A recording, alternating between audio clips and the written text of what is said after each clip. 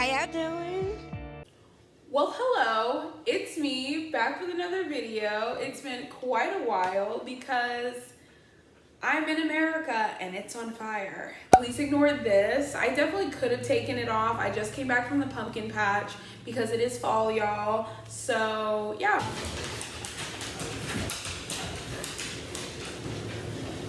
Hello. This is a super chaotic intro because my dog is just running around the new house like a psycho because he got a new toy, and clearly that means that he has to ruin what I'm. Welcome back to my channel, Honey Ray Reads. Thank you so much for those of you who decided to stay subscribed, because truly you don't know me, you haven't known me for very long, and the fact that you've hung around for your girls' chaotic content, we love to see that. Yeah, so I have not been around as much as I wanted to, and I plopped into the booktube community, and that was because I am a teacher and this country is doggedly trying to get us back into the classroom. So I had to do all of that beginning of the year stuff, and now I'm back, and this is the September wrap up. September was a pretty chaotic month because I just moved into a new house, school started, and as we see, this situation with the coronavirus is truly horrifying, and our leadership, wow.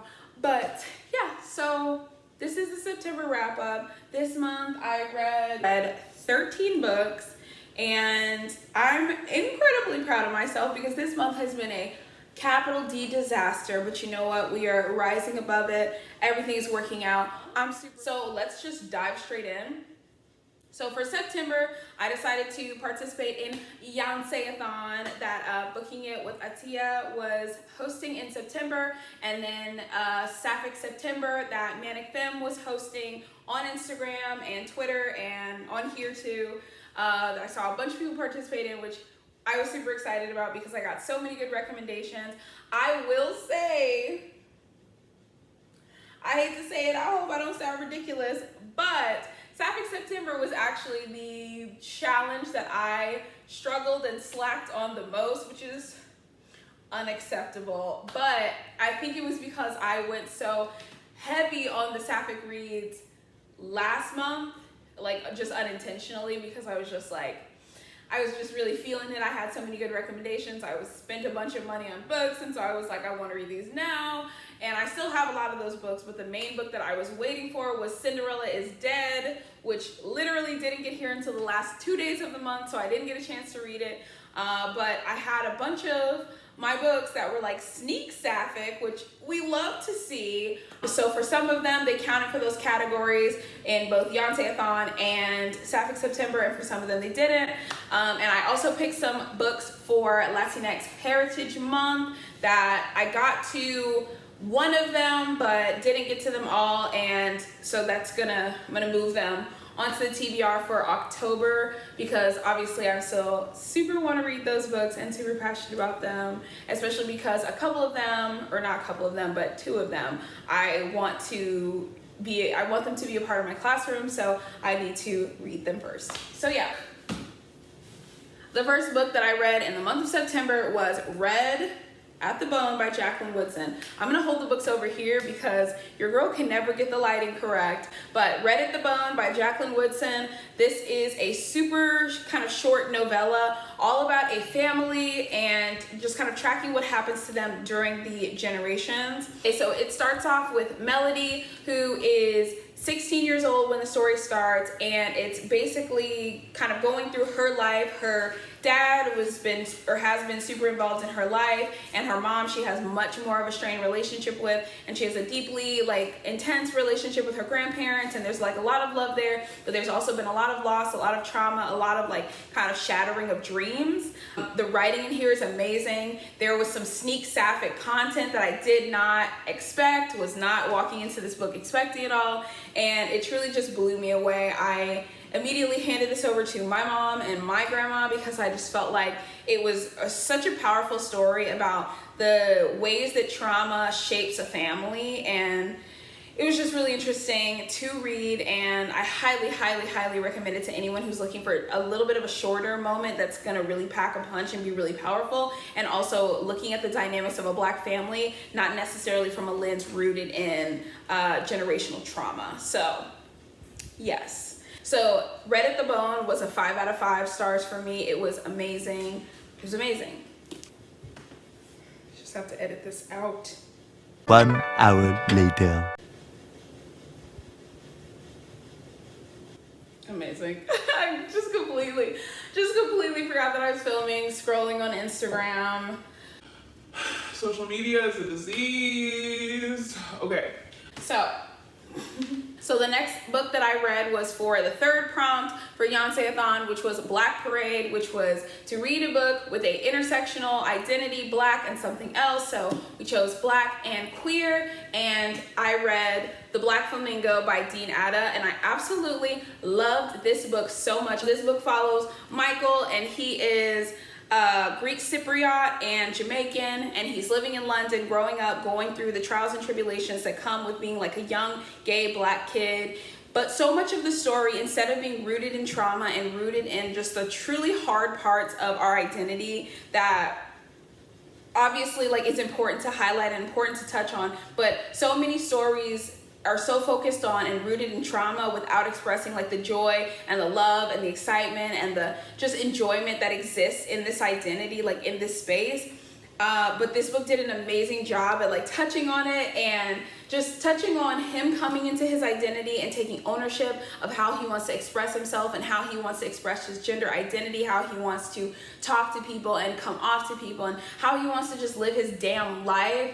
And for me, it really reads like a drag origin story for Michael, and I just absolutely love that. I love his relationship with his friend and the conversations that they had, because she, you know, at certain points in the book was pretty homophobic towards him, and it kind of really colored their relationship. And then they got to have like a really powerful conversation that I really haven't seen a lot in books like this at all. And there's an amazing poem in here, and it's like towards the very end. I truly wish that I could read it out to you, but this video is already gonna be so freaking long. But this book was amazing. 5 out of 5 stars. Highly recommend.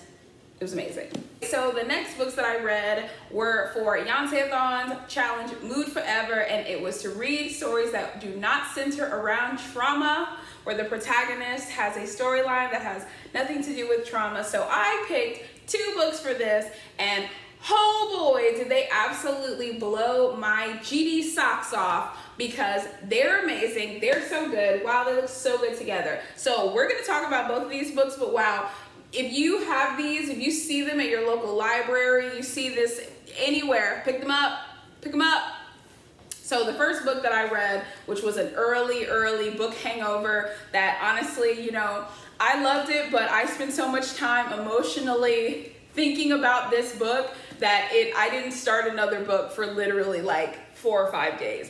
So this book is You Should See Me in a Crown by Leah Johnson, and honestly, I'm not hearing enough people talking about this book, because I saw it a little bit on Instagram and then I kind of stopped seeing it. People need to pick this book up, y'all. So this book follows Liz Leidy, who is trying to get into a very prestigious, very expensive, private music college, and she can't afford to go without a scholarship. So she knows that the people who are on prom court, they get these huge scholarships if you win prom court. So she decides to run for, I'm positive it's prom queen, but she decides to run for prom queen so she can get that scholarship. And in the process, she falls in love. And girl, let me tell you something.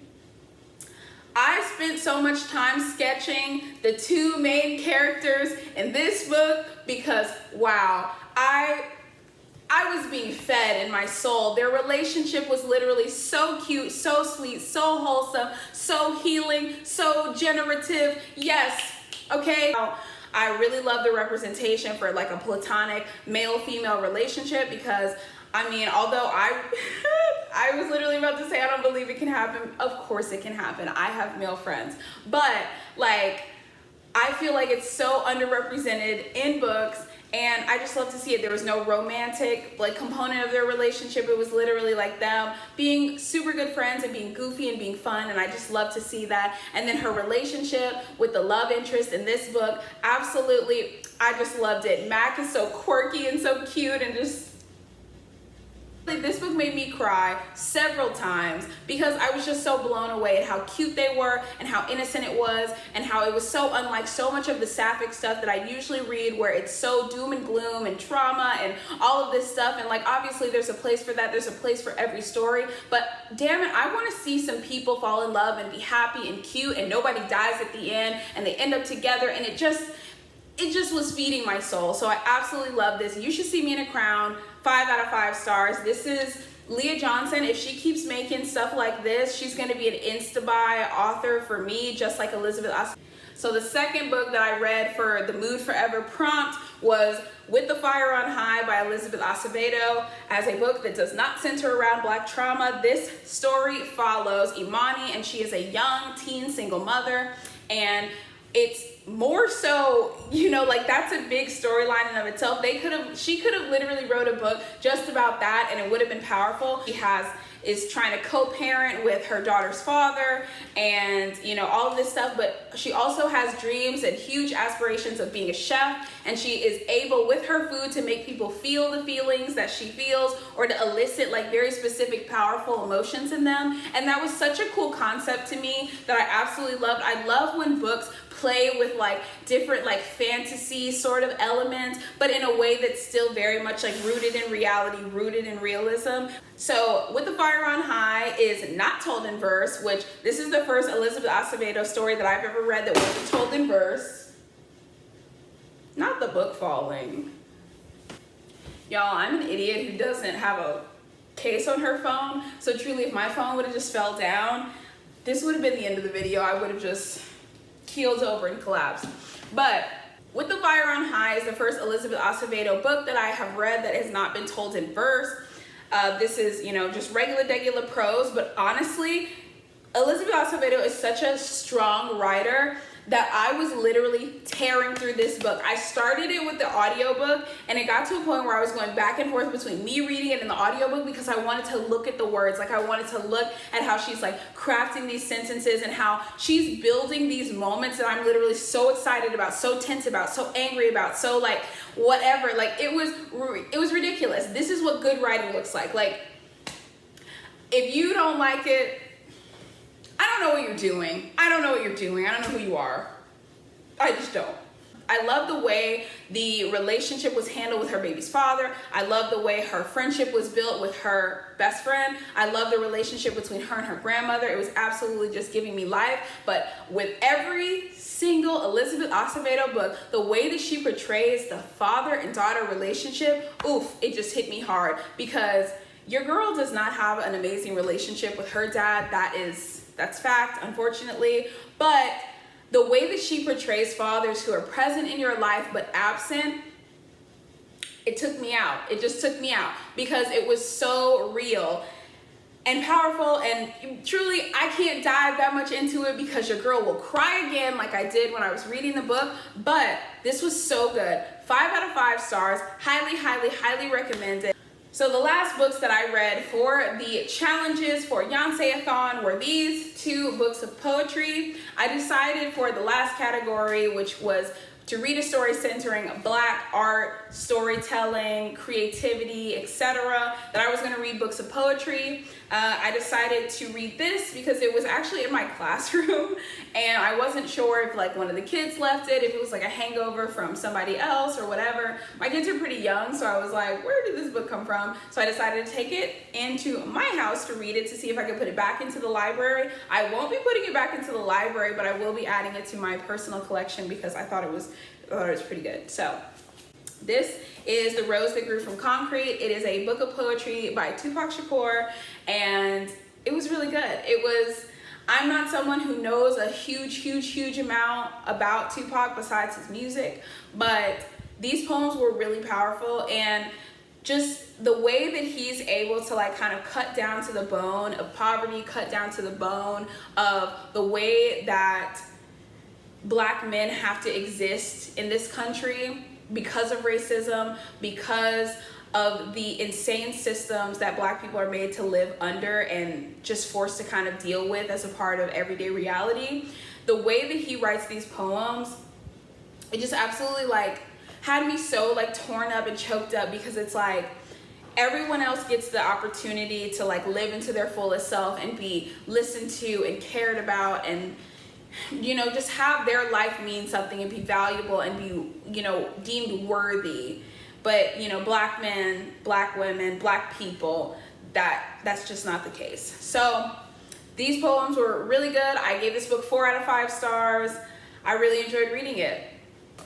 And the last one that I read for Yonceathon was Teaching My Mother How to Give Birth by Warshawn Shire. This is a super, super teeny tiny, itty bitty little bitty book. I think I read this whole thing like one day on my lunch break, which is not that long. But the poems were super powerful. The imagery in them is really shocking and really startling and really hard to get through. But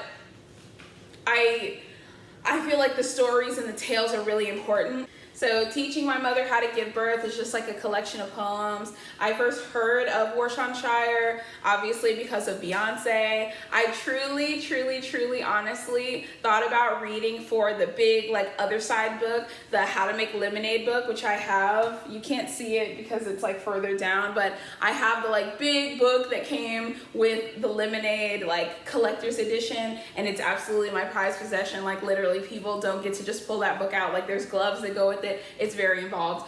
I thought about reading that, but I decided not to because I truly, hauling that book from place to place, I was not trying to do it, especially because my bag do be super suspicious, and if something spilled on there, I'd have to just lay in the street. But I read this.